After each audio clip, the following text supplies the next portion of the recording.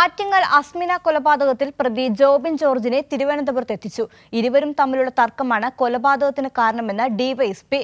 കൊലപാതക ശേഷം മംഗലാപുരത്തേക്ക് പോവുകയായിരുന്ന ജോബിൻ ജോർജിനെ ഇന്നലെ രാത്രിയാണ് പോലീസ് പിടികൂടിയത്.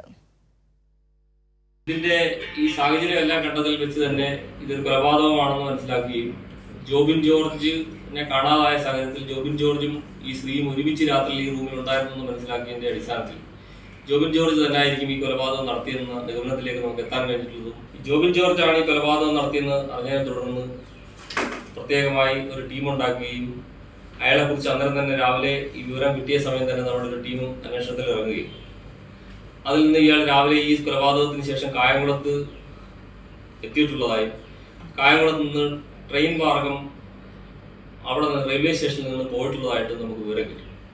ഈ വിവരം കിട്ടിയതിന്റെ അടിസ്ഥാനത്തിൽ കായംകുളം റെയിൽവേ സ്റ്റേഷനിലെ ക്യാമറകൾ പരിശോധിച്ചതിന്റെയും അവിടെ നടത്തിയ അന്വേഷണത്തിന്റെ അടിസ്ഥാനത്തിൽ ഇയാള് മംഗലാപുരം ഭാഗത്തേക്കാണ് പോയതെന്ന് വിവരം കിട്ടി. നമ്മുടെ പോലീസ് ടീം ഇതിനെ പിന്തുടർന്ന് പോവുകയും ഇന്നലെ രാത്രിയോടുകൂടി കോഴിക്കോട് ടൗണിൽ വെച്ച് ഇയാളെ റെയിൽവേ സ്റ്റേഷൻ ഭാഗത്ത് വെച്ച് ഇയാളെ കാണപ്പെട്ട് അറസ്റ്റ് ചെയ്യുക.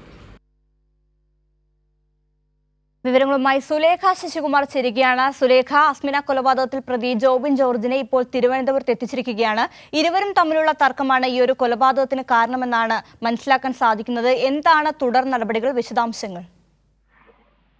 എന്തായാലും ആറ്റിങ്ങൽ കൊലപാതകവുമായി ബന്ധപ്പെട്ട പ്രതി ജോബിൻ ജോർജിനെ ഇന്നലെ രാത്രിയിലാണ് പ്രത്യേക അന്വേഷണ സംഘം കോഴിക്കോട് നിന്ന് കസ്റ്റഡിയിലെടുത്തത്. തുടർന്ന് അറസ്റ്റ് രേഖപ്പെടുത്തുകയും ചെയ്തു. ഇത്തരത്തിൽ ഈ കൊലപാതകത്തിന്റെ ആദ്യഘട്ടത്തിൽ തന്നെ ഈ യുവതിയുടെ മൃതദേഹം കണ്ട ഉടൻ തന്നെ പോലീസ് ഇതൊരു കൊലപാതകമാണ് എന്നുള്ള നിഗമനത്തിലേക്ക് എത്തിയിരുന്നു. തുടർന്ന് നടത്തിയ പരിശോധനയിലാണ് ഇത്തരത്തിൽ ജോബിൻ ജോർജിലേക്ക് ഇത്തരത്തിൽ അന്വേഷണം നീളുന്ന ഒരു സാഹചര്യം ഉണ്ടായത്.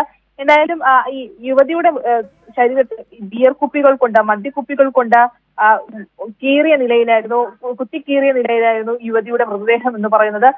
അതിൽ തുടങ്ങിയ അന്വേഷണമാണ്. തുടർന്ന് CCTV പരിശോധിച്ച ഇത്തരത്തിൽ ജോബിൻ ജോർജ് യുവതി താമസിച്ചിരുന്ന മുറിയിൽ നിന്ന് പുറത്തേക്ക് ഇറങ്ങുന്ന ദൃശ്യങ്ങളൊക്കെ തന്നെയും പോലീസ് ശേഖരിച്ചിരുന്നു.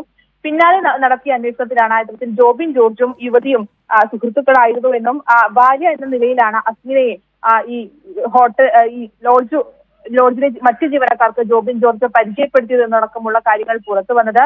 പിന്നീട് ഇത്തരത്തിൽ ഈ ഡിവൈഎസ്പി ഇന്ന് നടത്തിയ വാർത്താ സമ്മേളനത്തിൽ പറഞ്ഞൊരു കാര്യം എന്ന് പറയുന്നത്, ഇവർ 3 മാസത്തോളമായി സുഹൃത്തുക്കളാണ്. അങ്ങനെ ജോബിൻ ജോർജിനെ കാണാൻ വേണ്ടിയാണ് അസ്മിന ഇത്തരത്തിൽ ഈ ലോഡ്ജിലേക്ക് എത്തിയതെന്നും തുടർന്നാണ് ഇവർ തമ്മിലുണ്ടായ വാക്കുതർക്കമാണ് ഇത്തരത്തിൽ കൊലപാതകത്തിലേക്ക് നയിച്ചതെന്നുമാണ് ഡിവൈഎസ്പി പറഞ്ഞിട്ടുള്ളത്. എന്തായാലും ഇന്ന് തിരുവനന്തപുരത്ത് എത്തിച്ച ജോബിൻ ജോർജിനെ ഉടനെ തന്നെ കോടതിക്ക് മുന്നിൽ ഹാജരാക്കും. തുടർന്ന് കസ്റ്റഡിയിൽ വാങ്ങി ചോദ്യം ചെയ്യലടക്കമുള്ള തെളിവെടുപ്പ് അടക്കമുള്ള കാര്യങ്ങളിലേക്ക് കടക്കുമെന്നുള്ളത് തന്നെയാണ് പോലീസ് അറിയിച്ചിട്ടുള്ളത്.